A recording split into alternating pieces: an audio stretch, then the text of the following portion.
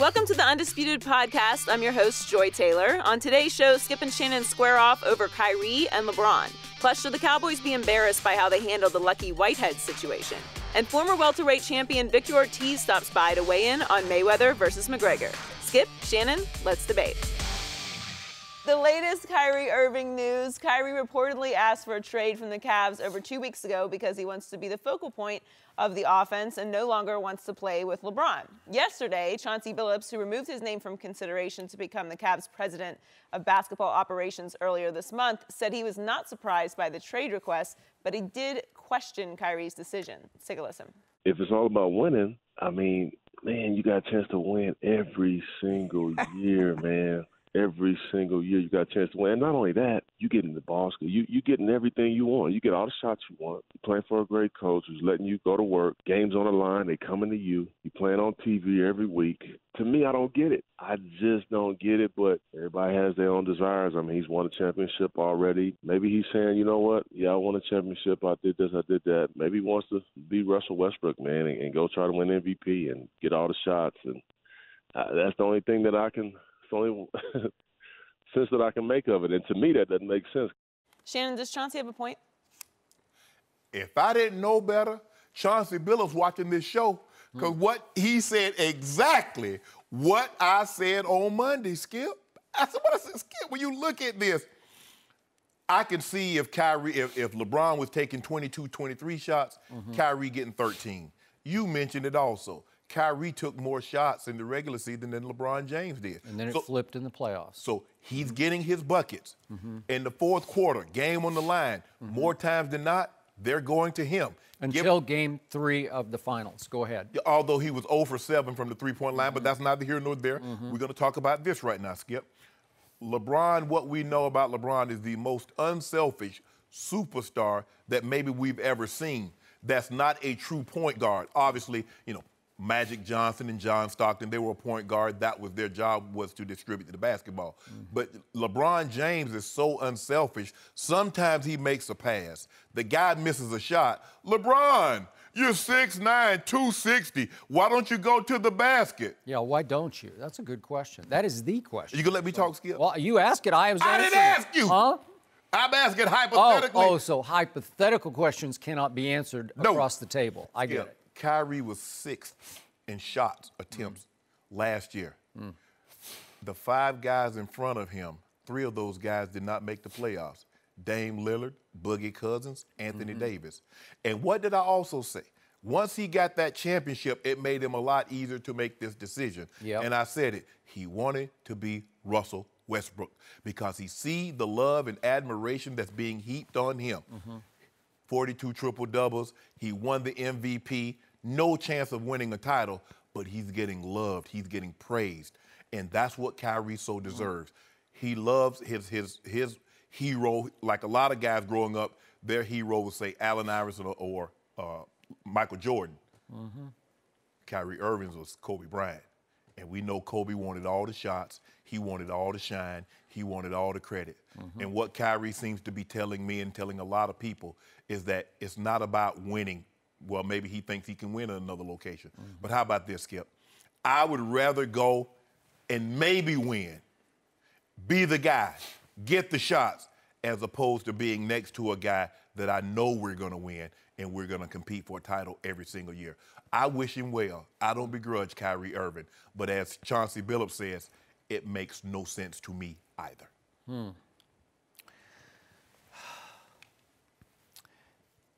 I know Chauncey a little bit from working at ESPN. I respect the heck out of Chauncey Billups. But in this case, he just doesn't get it. In this case, and I'm going to throw you into this also, you don't get it. Chauncey is completely off point because he's so way off base, and he comes across as naive, and I thought he did his homework through Ty Lue, a close friend of his, about what was really going on in the locker room and behind the scenes with the Cleveland Cavaliers. Because frankly, Chauncey's argument against Kyrie just comes off as flat out weak to me. And I remind you, Chauncey did win an NBA championship back in '04 against Kobe's Lakers on a team without a superstar. They were basically 5 pretty equal, very valuable cogs in that offense. And the truth was, the superstar personality and presence on that team was the head coach, Larry Brown. So you had Chauncey and Rip and Tayshaun, Rasheed, Ben Wallace. And they're all kind of equal, although Chauncey was clearly the leader of that team, and he was known as Mr. Big Shot. And he did win the MVP of what was only a 5-game NBA Finals by averaging 21 points and 5 assists. Not exactly LeBron or Kyrie type splashy numbers. Kind of like Kawhi did when he won the MVP. Kind of, except Kawhi really played the other end and made it life so hard for LeBron James, who got blown off the floor by a record margin. You brought it up, I finished it. By a record margin? How could a LeBron James team get blown off the floor by a record margin? The same way Shaq and Kobe got blown off. And you know what he said? LeBron said, I got to go home. I got to go join Kyrie because I think I can get Kev to come with us to Cleveland, right? Whatever. Okay, yeah, that's what happened. And I can stay in the East where it's a cakewalk. Can you go ahead? So here's the point. That Detroit team won sort of by default because 2 huge superstar egos were clashing on the other side of the court, right? Kobe and Shaq were falling apart, literally falling completely apart. And they benefited, did the Detroit Pistons, from that. So now, how can you condemn a Kyrie Irving for wanting out? Not to go, Kyrie doesn't want to go to Golden State. He's willing to go to the Knicks. He put the Knicks on his list. Are they not the biggest disaster in basketball right now? Yeah, he'd be the face of the franchise. Okay, and way to get all the go. shots. Okay, he believes not that he wants to win MVP. He thinks he can go win a championship by himself. Well, you can scoff all you want, but how many days have I had to sit here and say, Unc's coming, right? Oh, As in Uncle Drew, as in best handle in basketball, as in probably the best clutch shooter in all of basketball. The closer for the Cleveland Cavaliers is one Kyrie Irving. So how can you condemn him for finally saying, after 3 years with LeBron James, and I'm going to remind you again, he did not choose to team up with LeBron. LeBron chose to team up with him. Beautiful, right on schedule. After Kyrie says, okay, Dan Gilbert, okay, I'll do it. I'll sign your dotted line. I will commit for the next 5 years because I'm going to be the man, right? And you're going to be the man. 11 days later, the man came back. Right. And again, you can be next to the man. Yeah, you can be next to the man. And again, they teamed up just fine, but it's a cakewalk. It's East. They got to the finals last year going 23-23 over their last 46 games. You can't do that in the Western Conference. I can just tell you, you're going to be dead in that water if you go 23-23 in your last 46 in the West. Well, can't get away with it. Well, you made it seem like they went 15-37 in their first games. I mean, did that happen, Skip? I mean, you just can't right the ship that way in the West. They'll just devour you. You can when you run. Well, I hope LeBron, I just hope after next year, I just hope he goes and gets a little taste of the West. I want to see LeBron in the West. We might take our talent. Go to the Lakers, go to the Clippers, go to San Antonio and get a taste of it because it ain't easy. And it's a war of attrition, and you get beat up in the West, and you sort of stumble all the way into the finals. How you think we got those finals? We beat the best the West had to offer. Yeah. We beat a 73-9 team. We beat a team with a three-headed monster in James Harden, Kevin Durant, Russell Westbrook, and we beat a team with 4 Hall of Famers, the San Antonio Spurs. So what you mean we don't know what it's like? But I tell you this, let me ask you this. Tell me the last time a 6'2" point guard led a team to a title. Isaiah did. It can be done. Hey, this is one of those guys I put in that category. I put it up in this category of Tom Brady's up in there, and I could throw in a couple of other names, but Kyrie is one of those guys you don't bet against. You do realize that Joe Dumars was a Finals MVP also. Are we forgetting that? No, I love Joe Dumars. Oh, okay. I'm just making sure. Just making sure we're on the same page. So at age 25, Kyrie deserves the respect that he's earned because he did hit the clutch shot to win LeBron another ring 2 years ago in the finals. He hit the shot of shots in Game 7, game on the line, at Oakland against those Golden State Warriors. And he deserves at 25 after putting up with all things LeBron. Putting up. Stop it, Skip. Hey, well, then you don't get it either. It's everything that I've been telling you for a year on this show. It's everything I was saying for how many years has LeBron been in the league? Since, what was it, 05, 3, whatever it was. Since he's been in the league, I've been saying all these things about LeBron, and trust me, Kyrie finally said, I'm sick and tired of this. I just can't put up with it. I've deferred to him enough. I've been little brother long enough. I've taken his stuff long enough because LeBron is prone to chewing out Kyrie publicly. No, he didn't. Yeah, he did. Well, we saw it 2 years ago in the playoffs. We saw it occasionally this year with little glances, little asides, because he didn't think Kyrie didn't played enough defense. Tom Brady does it all the time. He does not do it all the time. Oh, he doesn't? All he is the greatest quarterback ever. Now you make it. No, Skip. Hold on. You make it seem like LeBron James is the 15th man on the bench that's calling out Kyrie Irving. You can't make excuses when Tom Brady doing it. He's a leader, but LeBron James doing it, oh, he's showing up his teammate. Come on now, So Skip. who is the center of the Cavaliers universe? It's unquestionably LeBron James. He is treated as the center of the universe. He gets Randy Mims on the team plane everywhere they go, and Randy has this high school buddy of his gets a job in the organization. Kyrie did not love that. You could read that on ESPN.com. I'm not reporting that. Oh, Skip. Okay? Well, ask Dan Gilbert. Can he get one of his boys on the team? He just doesn't play that way. Yes, he does, because why is he upset then? Kyrie gets sick and tired of all of the unnecessary LeBron drama. And we talk about it almost every day during the regular season. There's a new LeBron drama that doesn't have to be, because he either passively, aggressively posts something cryptically on social media that makes everybody say, huh? What does that mean? What is he saying exactly? It's distracting to the team. It's a domineering sort of leadership in a weird and unpredictable way, because even when LeBron speaks to the media after the game, he's always got something else to say. And trust me, it really rubbed Kyrie the wrong way when he said back on, what was it, January 23rd, and we talked about it at the Super Bowl, that we, the Cavaliers, said LeBron James, are top-heavy as bleep. And Kyrie was like, top-heavy? What?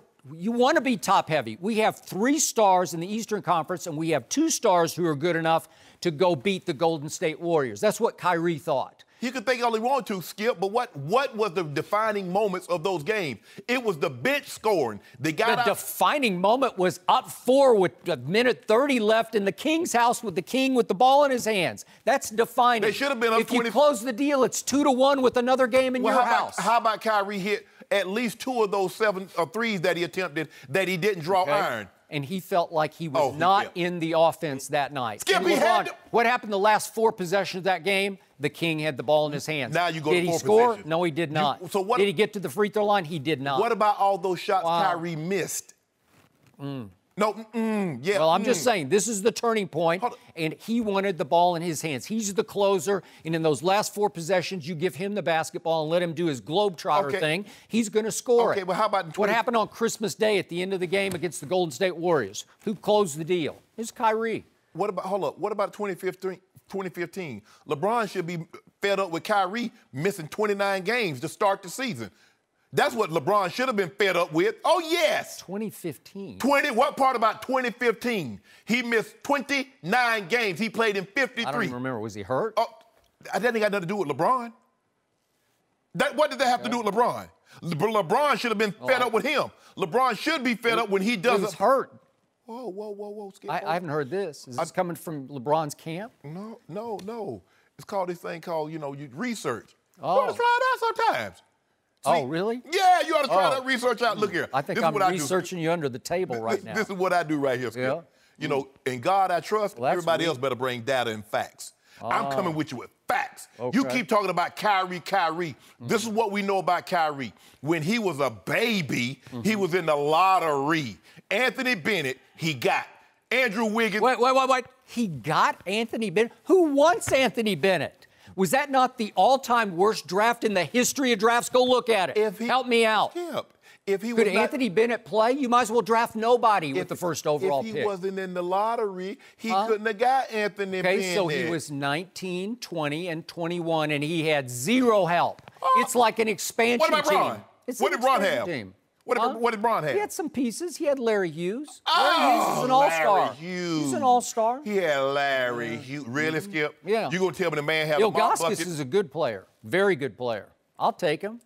The man had a screwdriver, a monkey wrench, a pipe wrench, No, and he some didn't. soap. No. And he took that. He took those pieces to an NBA final at 24. In the Eastern Conference. I don't care. In the Eastern Conference. And he got to the finals and got swept by my San Antonio Spurs. And if he's the best player on the planet, he should at least win a game. Oh, well, right? well, how can Shaq and Kobe, Wow. two of the most dominant players in a lot of people's mind, they're two top 10 players. How could they lose in 5 games till you say there was no superstars, just a bunch of average guys? How could they do that? Because they were clashing. Oh, because. There's the classic case of, remember the play where Kobe looked at Shaq, who was wide open, and said, no, I'm not going to pass you. What I got? Hold up. Well, What you're is going to that? lose. All I'm saying is, I'm not trying to demean Kyrie from wanting to leave. If he wants to leave, that's his business.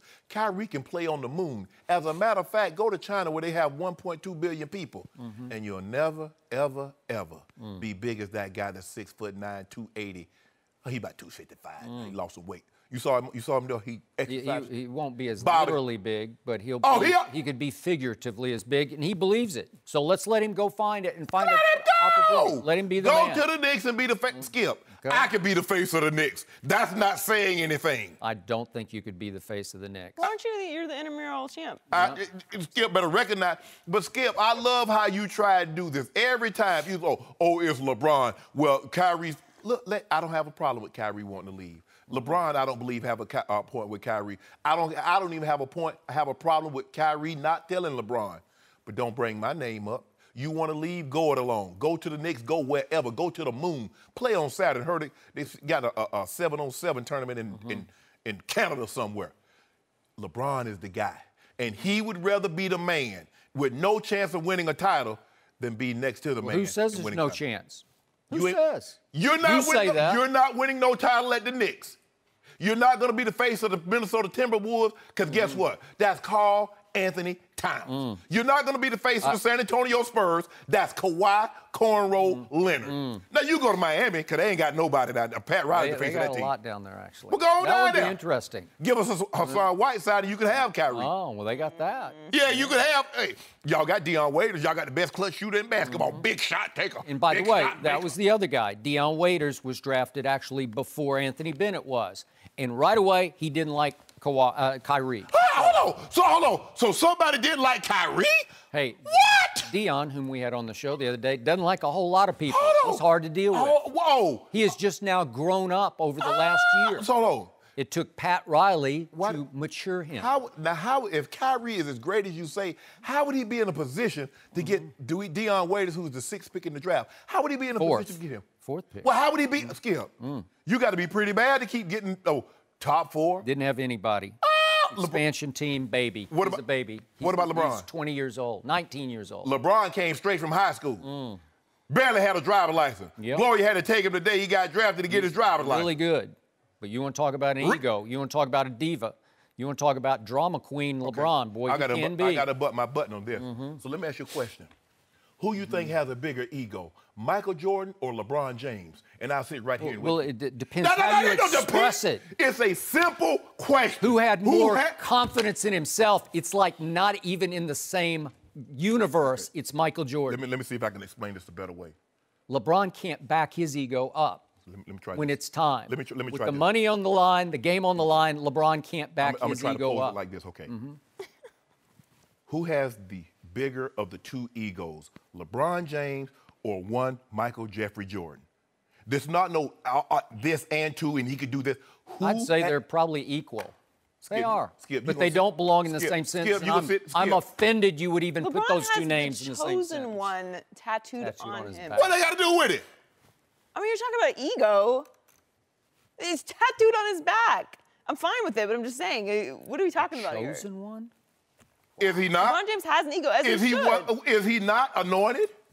Is he not a biblical proportion? I just don't understand how you want out of Cleveland and you're supposed to do that without mentioning LeBron.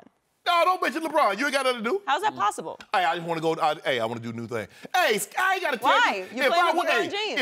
If I'm married and I want to get a divorce, I ain't got to tell you I ain't seeing Susan. I ain't got to tell you that. I just want out. I mean, I ain't happy. Michael Jordan was his own closer. LeBron needed a closer. What about Paxson? Wow. What part did Paxson and Kerr play in those last second shots? No mercy. Hey guys, before we move on, I wanted to tell you that the Undisputed podcast is brought to you by Barbasol. The biggest thing to happen to Barbasol since shaving cream is also the only thing to happen to Barbasol since shaving cream. Introducing new Barbasol Razors. The brand America trusts for a close, comfortable shave now has premium disposable razors. Barbasol's close shave technology on every razor means you get an advanced pivoting head and ultra-thin open flow blades. The Ultra 6 Plus razor also features a 7th blade specifically designed to refine and style tricky areas like under the nose, sideburns, and beard. Visit Barbasol.com and get a $2 savings coupon and see for yourself why Barbasol Razors are the #1 new disposable razors out there. You're looking good, America. You're shaving with Barbasol. No mercy. The drama continues with the Cavs. About 2 weeks ago, Kyrie Irving reportedly asked for a trade because he wants to be the focal point of the offense and no longer wants to play with LeBron. We're joined by former NBA champ Eddie House. Welcome back, Eddie. Good morning. Good morning. Eddie, do you get why Kyrie wants to leave? The more I look at this, the more it's a head scratcher. It's like, what is this? What is he thinking? And I'm with Chauncey. He has everything laid out. I dove into some stats. Now I call it BLJ before LeBron James and ALJ after LeBron James. So before LeBron James, I like them initials. You like them, Skip? Eddie's got but numbers. Listen, before that, he got 16 shots, averaged 20 points, right? His team was tied for the second worst, 78 and 152. That's what just him, right? So now ALJ, here comes LeBron James, right? He gets more shots, he averages more points, been to 3 straight finals. He's playing with a superstar who will defer, who doesn't mind deferring to him, who's unselfish. And it's hard to find a lot of superstars like that. We could say Steph Curry is one, you know. So when you get a superstar and a guy that's willing to take a back seat in certain situations, you should embrace that. Now you're gonna go somewhere where you're probably not gonna have a chance to win, because you're probably going to go to 4 straight finals if you stay with Cleveland. And then how much do you trust Dan Gilbert to put you in the right situation? He's already said, here's the keys to the car. Oh, no, let me get him back. Here comes LeBron. You get in the back seat and ride in the middle. You know what I'm saying? That's exactly what he asked him to do. So now, how can you trust him to put you somewhere where you want to be? You name these 4 teams. I don't trust Dan Gilbert at all, and I don't know why he would. So BLJ, we seen what happens there. ALJ is just, come on, man. At the end of the day, Kyrie, it should be about winning. But again, if it's not and it's wanting just to be the man, I believe the proof is in the pudding. He's not going to win by himself.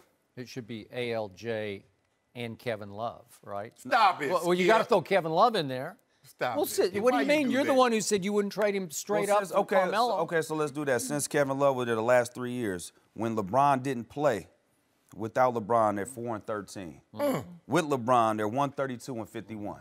And I don't like really going to numbers, but I had the number crunch today. So this was a number crunch topic. So there you go. It's all right there. I'll let LeShannon go.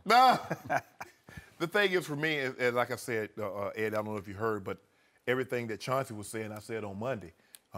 This is not speaking behind Chauncey.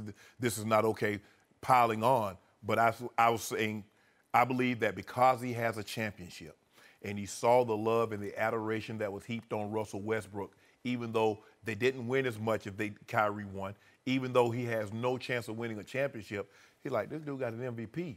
They're praising him. And I'm going to give Kyrie some credit here, Skip. He knows now if he gets traded, that max contract is off the table. He's not getting that $200 million deal. And he says, I'm willing to forego that because I want to run my own show. That is correct. I'm a type of guy, Skip, if let's just say you go into the beach, and I want to go to the beach, but I ain't got no ride. And you say, Shannon, the only way you can go to the beach with me, you got to ride in the trunk. Pop the trunk. Because I'm going where you want to go. You don't like the beach. I don't like it, but I'm saying if I want to go to the beach, I'm just saying.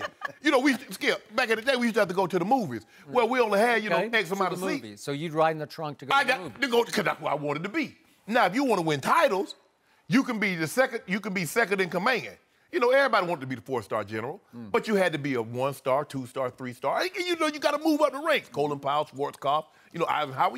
I don't need to go in all those guys. Yeah. But all Kyrie has to do, Kyrie would rather be a man in a pond than a 20-foot mako or a great white in the ocean, because you know that whole big orca, that ultimate killing machine, that big giant predator in the ocean, ain't nobody better than him. He an orca. One LeBron James. Wait, the same orca who got blown off the court by a record finals margin by the Spurs in 5 games? Did he swallow the Spurs whole? And how did that happen? Hey, hold on. How did that happen? He took him down the year before. Took him down. Orca doesn't need any teammates. It's just Orca. Hold on, what about Jordan? Orca have a team? Hold up, did Steve Kerr hit a jumper? Huh? That won the game. We're talking about the Orca. We're not talking about Michael Jordan. And we're talking about the great white that can ride legs to him. But see, when you get out of line, the orca eat a great white. In case you didn't know, Skip. Okay. Wait, orca is a great white? Orca, will the orca eat the great white? Yeah, or they turn him up on Instagram. If you don't notice it, they'll put the great white on his back, flip him on his back, and eat him. I think the grizzly would beat the orca. The grizzly bear? Grizzly beat an orca? That's a hard one. That's a tough one there. Yeah, But Skip, you got to go deep. We've gone Skip, a lot. all I'm saying is this, Skip. Animal Look, comparisons. I don't to want anybody to think I'm begrudging Kyrie because he wants to leave. If that's what he chooses, so be it. You want to go it alone, you want to be your own man, you want to be the king of your castle, I got no problem with that. But it's never gonna be this good ever again. This man makes it so easy for you. He will defer to you, as Eddie said. He'll defer in the second half. And only Boogie Cousins and Anthony Davis took more shots than you last year, and both of those guys missed the playoffs. So if you want shots, you want adoration as being a one-man band, hey, John Lennon, he got tired of the Beatles. I mean, it wasn't doing it, Mr. White. What that song? What's the album, Mr. White, or whatever the song? That big album that somebody just sold for like $300,000 The White Album? No, the Beatles, their famous album, the one that Mark David Chapman, he got signed. Oh, I don't know. That night, but it sold for like $300,000. That's why when you said Dakota a little while ago, I winced. The Dakota, the hotel, but that's the thing though, Skip. He doesn't want to be Paul McCartney. Paul had it good. He didn't want John Lennon to go. But I think they both wanted to go. no, they didn't. They was making beautiful music, Skip. Don't you love the Beatles? I don't know anything they sing. Best band ever. Period. End of story. And by the way, I would ride in the trunk to see Dunkirk for a second time. That's how good that was. So you ain't never rode in the trunk. I would. I'm just saying I would ride in the trunk to see Dunkirk. Should not ride in the trunk. What happens if you get in an accident? It's very dangerous. Well, all right, we cross that bridge when we get there. My man Eddie House said he's scratching his head. Obviously, Chauncey is scratching his. And I'm not scratching mine at all because I have been enlightened by Kyrie Irving. It's very simple. He was never happy playing with LeBron James, on the court or off the court. Just didn't like it, had to defer to him from the start, had to sacrifice, had to make it work. I get it that they had about even number of shots, but what happened down the stretch of Game 3, it still sticks in Kyrie's craw that LeBron took over a game that a deal they should have closed. They're up 4 points with a minute and a half left. In the last 4 possessions of the game, Kyrie did get 1, but LeBron took 3 turns with the basketball. And Kyrie just didn't love it because he didn't love what happened to the basketball team down the stretch when they were a 500 basketball team for the last 46 regular season games. And Kyrie sees the thing is teetering and about to fracture at its foundation going forward into next year. And he doesn't, this is what's ironic. Everybody thinks, oh, Kyrie's worried that LeBron's going to leave after a year. No, he's not. He's worried that LeBron's going to stay. He doesn't want any part of LeBron because LeBron's difficult to deal with on a daily, ongoing basis. He can be a drama queen. He's a distraction a day on Instagram. What was Michael Jordan doing punching people in the face? We're Was talking he difficult? about LeBron James right now and Kyrie. Kyrie's not choosing to leave Michael Jordan, though he might. But I can't believe that Kyrie is not being applauded because he's just saying, I did it for 3 years. And I did it against my will because, as you point out, he signed on the dotted line for 5 years thinking he was going to be the man in Cleveland. And you can say, yeah, but look at what was happening. Well, he was 19, 20, and 21 years of age in those lean years.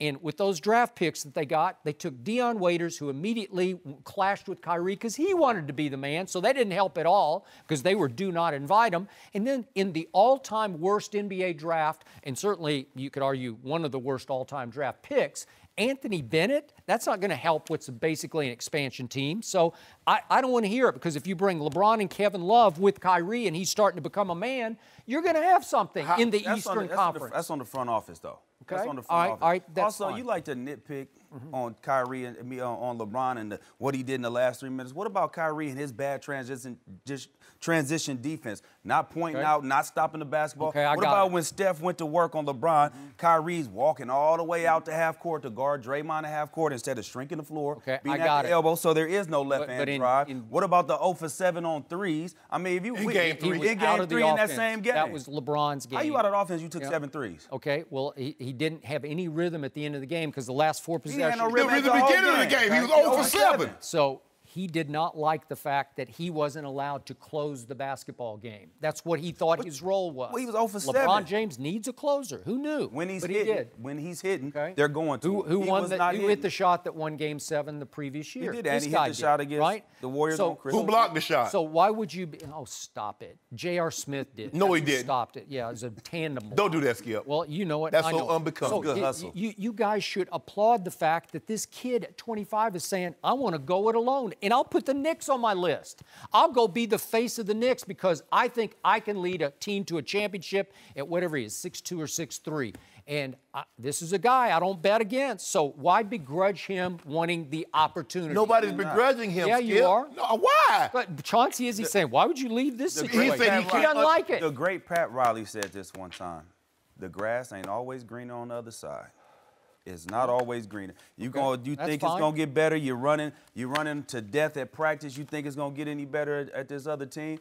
I thought it would. I went to the Clippers and found out we didn't have no food before practice. We had no food after practice. We practicing at a junior college. We putting clean clothes on the funky food. We couldn't even take a shower. Yeah. How about that? The grass ain't greener on the other side. I'm Skip. No mercy. Lucky Whitehead was the latest Cowboy to get in legal trouble this offseason. However, he apparently might not have done anything wrong at all. Dallas released Whitehead on Monday after learning of his alleged arrest in Virginia, despite Lucky pleading his innocence. Yesterday, the Prince William County Police Department revealed that they had in fact nabbed the wrong guy, and this was all just a case of mistaken identity. Whitehead was not happy with his release and said the Cowboys pretty much called him a liar. Jason Garrett and Jared Jones spoke about the incident yesterday. Let's take a listen. I've never talked to a player that I didn't have empathy. Now you're talking to somebody here that if y'all have done one thing in my time and to criticize me is how I will back up a player to a fault. You've done it. You've done it for years for that. I will back them up to a fault so that when we do make a decision around here that in best interest of the team to move on, there's one thing you can forget about, and that is whether you're being fair or whether you've given it consideration of what it means to the individual. That doesn't happen around here. Guys, we made a decision yesterday that we thought was in the best interest of our team. And in evaluating the particular situation and the context of that situation, we felt like we made a decision in regards to Lucky that was right for our team, and we stand by that decision. I think the best thing for Lucky is to have a clean slate. And he'll have a new opportunity somewhere else. That's good for him. And again, it's in the best interest of our football team. Did he tell you that he didn't do it? We had a number of conversations with Lucky regarding this. And again, we made a decision that we think is in the best interest of the Dallas Cowboys. Why are some of the other players, Jason, dealing with off-the-field issues then still on the Cowboys? Guys, this will be the last time I'll say it. I appreciate your interest in it. We made a decision yesterday in regards to Lucky Whitehead that we think is in the best interest of the Dallas Cowboys. We're standing by that decision. We're going to move forward. If you have any other football questions, I'm happy to answer them. Thanks, guys. Okay. We're joined by Fox Sports NFL analyst Greg Jennings. Welcome, Greg. Good morning. We need some wisdom at this desk. I already know what you're going to do. I already know how Greg going to handle it. Go on and do it to it, Greg. How do you think Dallas handled this, Greg? This is ridiculous. This is flat out ridiculous. When I listen to Jerry Jones and he says that he has empathy for every player, he's expressed that, and he defends them and supports them to a fault. When did we see him support Lucky Whitehead? Did we see this? Did we see him go in front of the media and defend him or even make any comments about it until right now. We didn't see this. But for everyone else, we saw him in the midst of it, during it, all the way through. The issue that I have, and then I don't even want to really talk about Jason Garrett's comment because he sounds very robotic. He sounds like a puppet that like we know he is. Mm-hmm. And it's almost as if when they started asking him about other players, that's not in my territory to speak on. Like I said, we made the best decision for our team concerning Lucky Whitehead. The main issue I have with this, and I mean I have a deep issue with this, Skip. When there's a decision that's made and you are wrong, why is it so hard to just come out and apologize and say, you know what, we were flat out wrong? I'm not saying that Lucky Whitehead hadn't done things prior to this, which he has. We know of them. But right here in this situation, what we're talking about, they were wrong, flat out wrong. And they can't, if Jerry Jones shows empathy, just say, you know what? We were wrong in this situation. And possibly could we have handled it differently? Possibly. But we made a decision and we're simply going to stand behind that decision. I think we could all respect that. But they won't even come out and be apologetic. The authorities have even come back and said, you know what? We made the wrong decision. It was the wrong guy. It was a mistake. Might have been a mistake. Exactly. That's my issue. I don't mind them parting ways because did he have issues that we probably don't even know of? Probably. But for what they're parting ways with him for, from our view, our vantage point, this is dead wrong. This is flat out wrong. He may need a new slate, but come on, guys.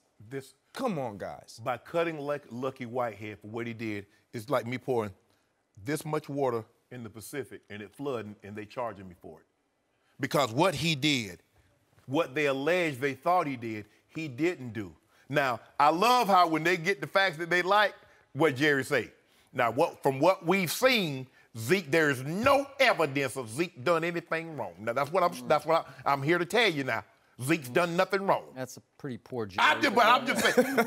But did he say that? Jerry's not from South Georgia. Did he say it? He said it. Arkansas. Yeah, did he say it, Skip? Yes or no? Yes. See, don't get so caught up in, that's not a great, what's the word I want to use? Jerry Jones impression? Yeah, that's not a great impression to lose sight of the facts. Did he say that? And don't do an impression. Did he say that? Did he say that? Did he say, okay, did he say it? Yes, he did. I can't even remember what you said that he said. Did he say from the evidence that he's seen, there's nothing on Zeke?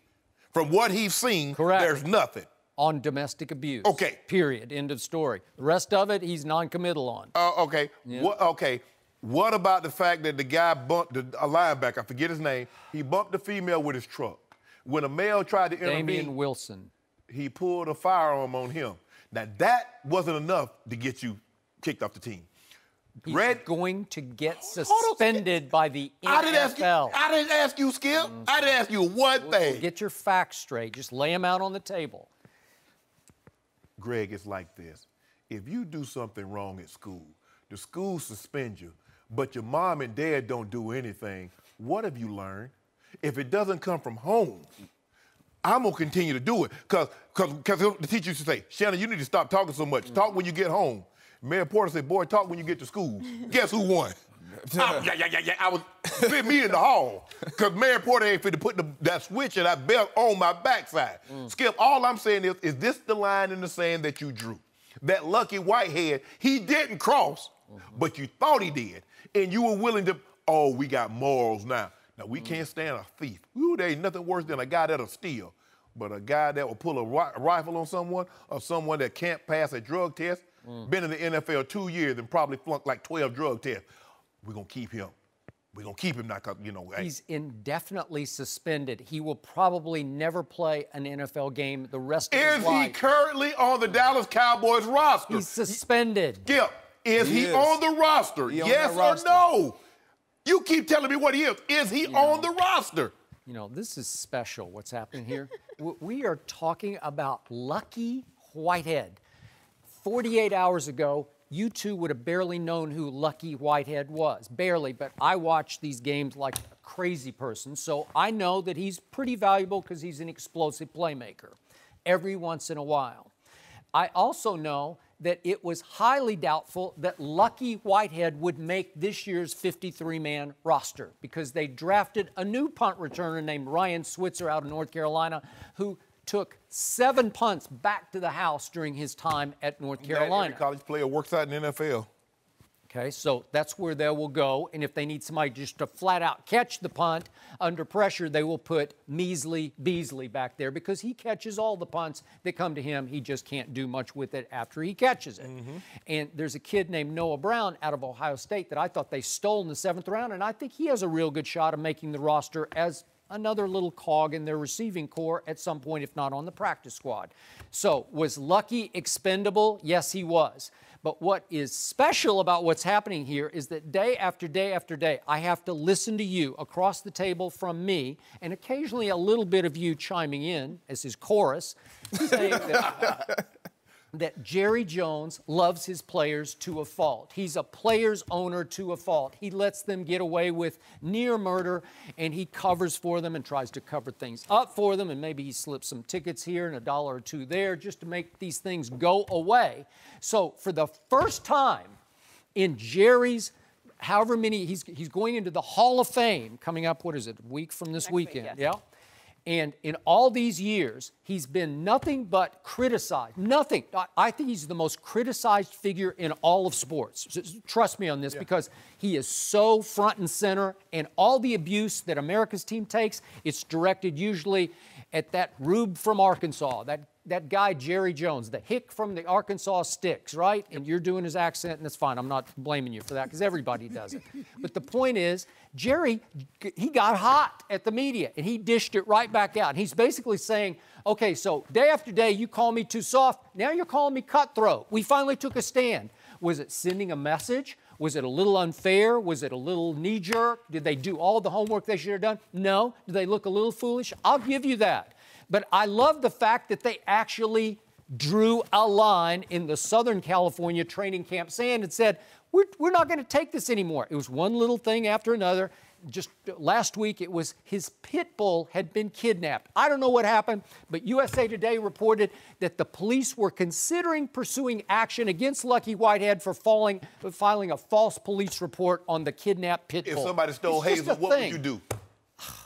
Nobody's going to steal. I don't think. God help me. But what would you do, Skip? Okay, but I don't know what happened. I don't think the Cowboys are sure what exactly happened. It was just another incident. There was the traffic accident that he did not tell them about, and then he was late last year for a walkthrough, and they kept him at home. But they didn't cut him then. Because he was a contributor, and clearly he is expendable, and they needed to send a message because both of you have been killing them on this show for the trouble that every player gets. But you're sending a message for a guy that didn't do anything. And if anything were to happen beyond this to any other player, what should we expect from them now? If Zeke zero tolerance. If Zeke allegedly gets accused of something, what happens? I've used this story so many times.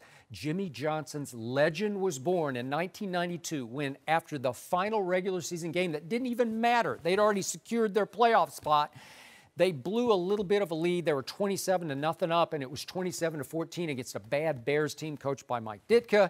And Curvin Richards, the backup to Emmitt Smith, fumbled twice in the fourth quarter, and the next day, Jimmy flat out whacked him. He just cut him. And everybody said, how could you cut your backup running back going into the playoffs?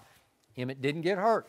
They boom, boom, boom. They won the Super Bowl. And Jimmy was a hero because he refocused the team. He drew a line because he cut Curvin Richards. Is that Jimmy sitting next to Jerry? No, but he's trying to be. No, he's not trying to be. Stop it, Skip. No, Jerry's trying to be. Okay, yeah, exactly. But you know what? Jason Garrett showed me a pulse this time. He showed me he had a little backbone. He's not invertebrate. The question was, did Dallas handle this situation correctly? And the answer is no. Yes, they did. They drew a line. They did something. You've been wanting them to do something. What did they cut him for, Skip? for all these incidents. They thought it was just another thing with Lucky Whitehead. And they made an example out of somebody who was not even going to make the roster. It's not like he had a completely clean resume and then this happened. So there were things that built up to it, and they didn't do the proper research. So they had to make a decision. You didn't get, so the police can arrest you. You didn't speed today, but you sped 2 years ago, so you can get a ticket for that. No. Oh, okay. That's what I thought. No mercy. Researchers at Boston University studied the brains of deceased former NFL players and found that 110 out of the 111 brains studied showed signs of CTE. The brains were donated by the families of former players who dealt with issues such as depression, memory loss, and some that committed suicide. One of the researchers said the study showed an overwhelming link between CTE and football. We're joined once again by Greg Jennings. Shannon, let me start with you. How do you feel about this? I mean, over the past couple of years, I've learned a lot about CTEs. And even as I learn more, I'm really surprised at how high this number actually is. We know more today than we did yesterday, 5 years ago, 10 years ago, and we'll know more tomorrow, 5 years from tomorrow, and 10 years, than we actually know today. And I'm glad the NFL is doing research, glad they're trying to make an inherently dangerous game safer, but there's only so much you can do when you have big men running into bigger men at a high rate of speed. Ligaments tear, bones snap, and obviously when you brains are going to jar, which are going to lead to concussions.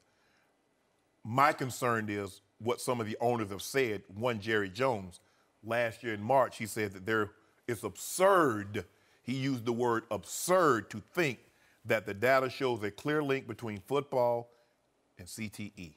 Now, the guy's named Jeff Miller, who's the senior vice president of health and safety for the NFL, went before Congress, and one of the congressmen asked him directly, is there a link? He said yes. So what concerns me is some of these owners, because Jerry Jones is not the only owner that thinks like this. But Skip, even though I know what I know now, if I could go back, I would still play football again, because it gave me an opportunity to do something for my family I'm not necessarily sure I would have been able to do. So whatever happens to me down the road, Skip, I might have memory loss, and I might suffer some of these debilitating symptoms that these former players suffered from. But don't feel sorry for me, because I don't feel sorry for myself. I agree with that, what you just said. I think for me, it's staggering. The numbers are staggering, absolutely staggering. And as a former player, if you were to ask me, Greg, would you do it all over again? My answer would be exactly the same. I would. As a parent, as a father of a 4-year-old son, if you were to ask me, Greg, are you going to encourage him to play football? Absolutely not. Really? Will I support him? Yes. But when I saw So if he does come to you at 10 or so and say, I want to play organized, I want to play helmets and pads, you're going to say, I don't like it, but I will say I don't like it, but I will support him. I will always support him. I will try to steer him to something else. So you won't say absolutely not? I won't say absolutely not, because I'm not a dream killer. And so but for me, what's jumped out to me was there was a 23-year-old. That was the youngest age on this study. 23 years old. That's not a long time of playing football. Now, for a career, up to the oldest age was 89. But for me, when you look at a 23-year-old and you look at how we've all played some type of contact sport. When you look at what it takes to acquire CTE, and you look at, man, this is a 23-year-old, he couldn't have gone through so much or endured so many hits. It didn't take that long. That's the scary part about it. It doesn't take that long. And so for me as a parent, if I see that this is out there and this is a possibility, if you were to ask me or you were to tell me, Greg, your son is going to get in this car, he's going to get in an accident, and he's going to end up with CTE, would either one of you put your child in that position? No. But what trumps that is the opportunity that it provides for someone who's in a impoverished situation or their family just hasn't experienced that financial boost, they're going to take this opportunity and run with it. So these numbers are going to continue to be staggering as long as football is played. In the league, like you alluded to, they're doing everything they possibly can to try to protect players, but it doesn't, as long as there's contact, it's not going to happen. And it has nothing, you mentioned owners and it has, I don't even insert anyone else into it because it's the player's decision to play the sport. And I don't think even with seeing these numbers, now that I'm out, yes, I'm stacked, but like I said, I would still play. I don't think it's going to stop guys from playing football. It might stop the parents from putting their kids in football, but it's not going to stop old enough gentlemen, young men who can make a decision to say, yes, I want to play, to stop playing football.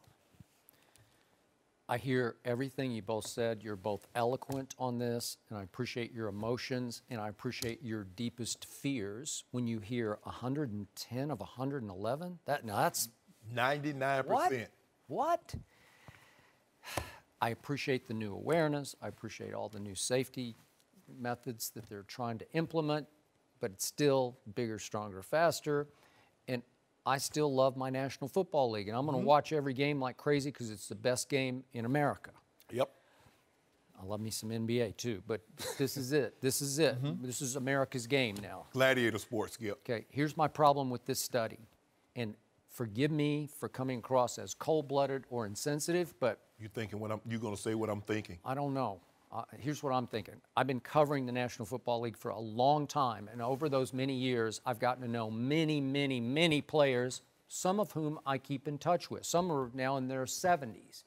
And over my 13 years on television, I have worked with dozens, which may get into the hundreds, of NFL ex-player analysts. And here we've got Shannon, Greg, and Mark Schlereth, and Peanut Tillman, and Ray Lewis, and I can just go on and on. So I'm getting to know more and more. And at ESPN, I knew a whole lot, and I used to stay at a hotel that you know in Bristol where a bunch of analysts would stay, and we would just hang out because there was not much to do in Bristol, Connecticut. So I got a pretty good feel for a whole bunch of ex-NFL players, and this is the God's truth. I don't know one with any CTE symptom. Not one, not one. Now, maybe it's too small a sample size, but not one exhibited anything that I knew about deep depression or memory loss or can't stay focused. I saw zero. And a lot of these guys are getting into their 40s and into their 50s. Right. None. Coach Herman Edwards is a close friend of mine. He's up into his 60s now. Yep.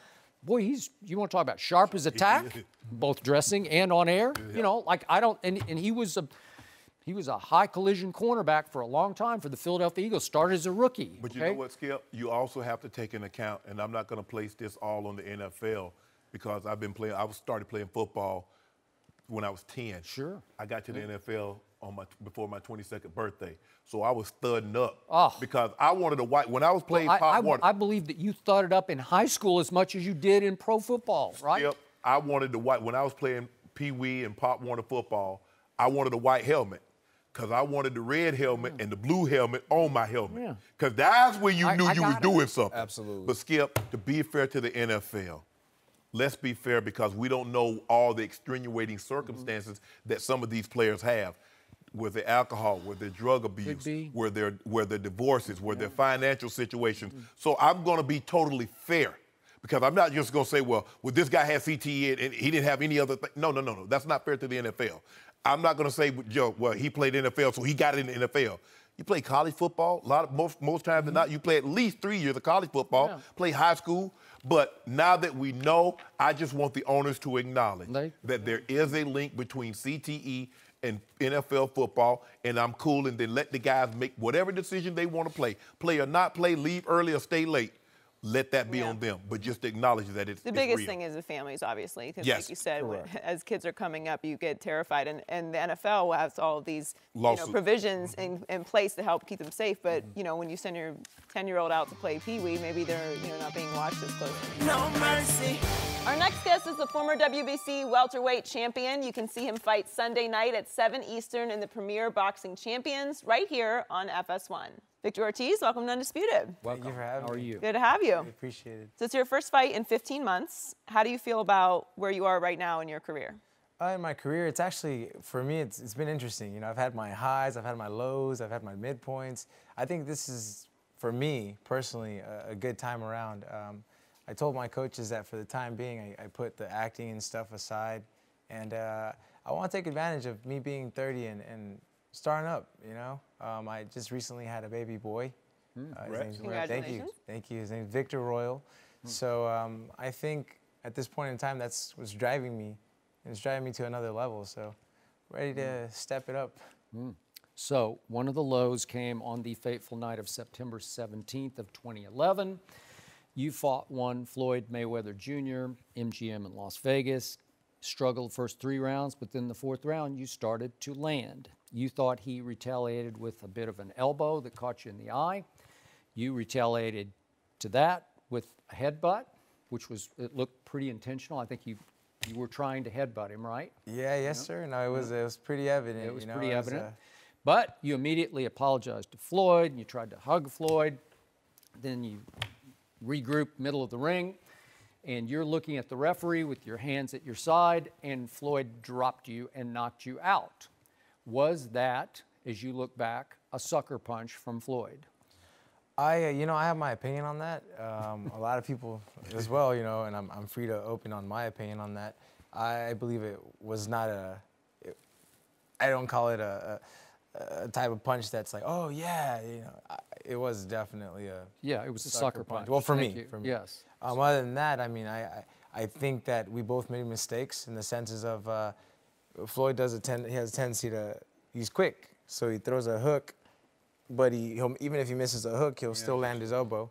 So I'm left-handed, so it started closing my eye, my leading eye, which it was hurting me. I was telling my coaches, I was telling the ref, and then the coach tells me, headbutt him. I don't know how to headbutt. It was pretty obvious. I should just be like, yo, Floyd, I'm coming, bro. But hey, I did an ugly foul. I felt very bad for it, and I'll never do that again, But since I felt that bad, I felt like shameful. So I gave him a hug, kiss on the cheek. I'm sorry, Floyd, you're hurting me, dude. Stop with that, bro. Let's keep it clean, man. And then, ref, you ready? And then, boom, I get hit once, and I was like, I deserve that, I deserve that.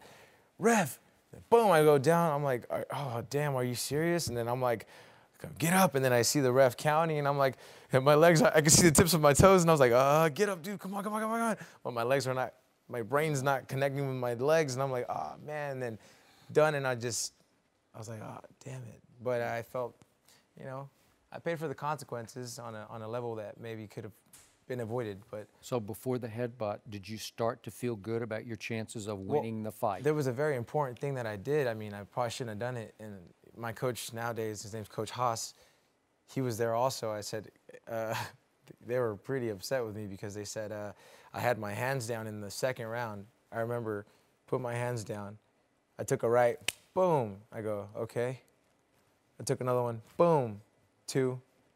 Come on, champ. Boom. 3. Come on, champ. I know you got more than that. Boom. I took 4 straight rights. And I remember, this guy can't crack an egg, man. I'm like, I love it. Thank you. So I started coming forward. Crack an egg. I started coming forward, attacking, and that's where it made things uncomfortable. But at the same time, we got to give it to Floyd. He's done amazing. He can play defense. Yes, sir. Yeah. Yeah. He can duck. But is it the fact that you saw the punch coming?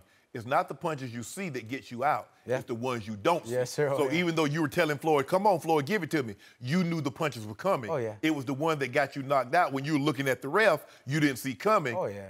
Those are the ones that finished the fight yes, off. Sir. Oh, yeah.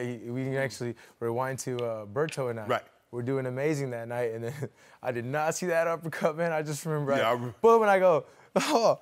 in my head, I'm like, man, down. I looked at my corner and I'm like, damn, coach. Oh, I got up and then my legs, it's woozy, and then it hits me, boom, boom. I'm like, oh, dang. Oh, yeah, it was. So, Shannon, your response to can't crack an egg with those punches. But he alluded to, it's not the punches you see that gets you out of it. It's the sucker punches that you don't see. He said Birdo hit it with an uppercut that wasn't a sucker punch, fight. Yeah. but he didn't see it, Skip. Yeah.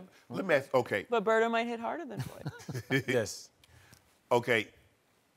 Connor's a southpaw like yourself, so obviously his right's going to be the lead. Skip think he's ambidextrous. You got dynamite, both hands. This is thunder, this is lightning. Let me ask you a question.